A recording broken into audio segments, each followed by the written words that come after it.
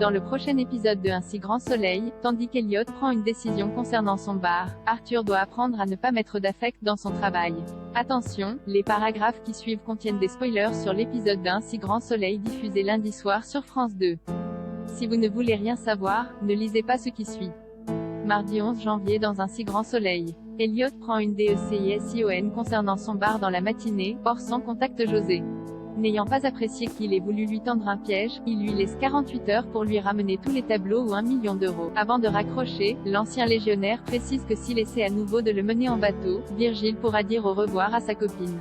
Comme il ne comprend pas de quoi il parle, Orson envoie une vidéo d'Ève dans laquelle on la voit bâillonnée.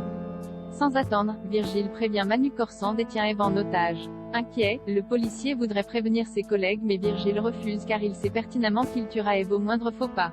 Pendant ce temps, Élise a découvert qu'Orson a hérité d'une maison dans la région.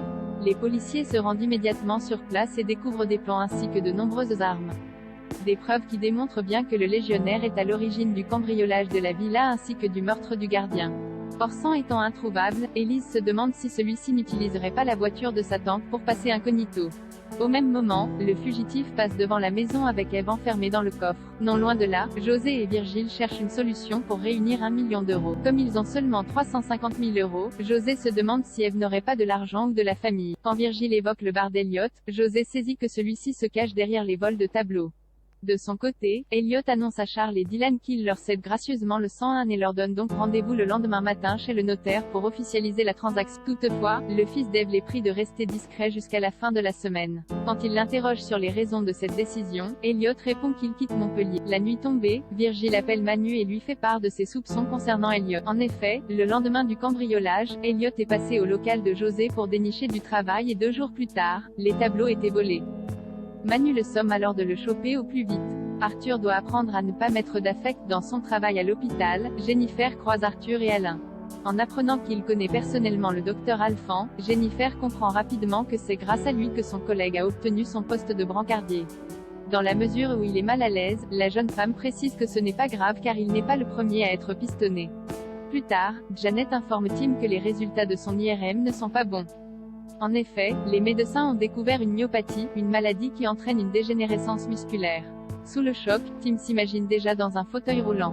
Malgré tout, rien ne dit qu'il a développé une forme grave de la maladie et le docteur Lewis se montre donc rassurante. Dans l'après-midi, Arthur croise Tim à l'extérieur de l'hôpital et ce dernier lui fait part de ses derniers résultats d'examen. Au plus mal, le jeune homme craint de devoir mettre la clé sous la porte s'il ne peut plus faire de vélo. Au même moment, il reçoit un appel de ses parents mais n'y répond pas car il n'a pas le courage de leur annoncer la mauvaise nouvelle. Tandis qu'Arthur l'incite à le faire pour éviter de rester seul dans une telle période, Tim n'en a aucune envie. Peu après, Jennifer propose à Arthur d'aller boire un verre pour fêter sa réussite aux examens.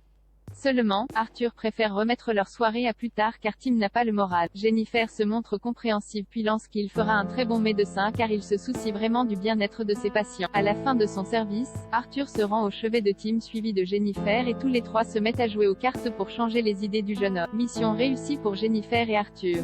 En rentrant chez lui, Arthur évoque avec Alain la maladie de Tim. Le docteur Alphand lui conseille de ne pas s'attacher et de le considérer uniquement comme un patient. En effet, Arthur sera un jour confronté à la maladie incurable et il souffrira s'il ne se protège pas.